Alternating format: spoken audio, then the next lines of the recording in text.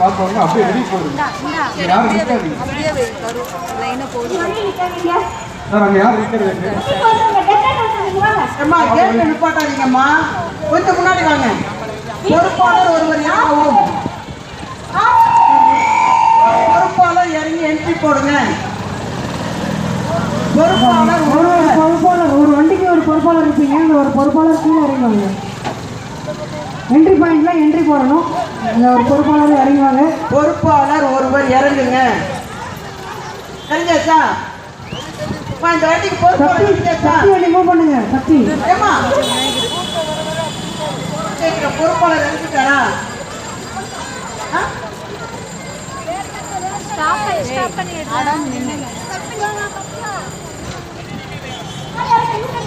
பொறுப்பாளர் வந்துட்டாங்க.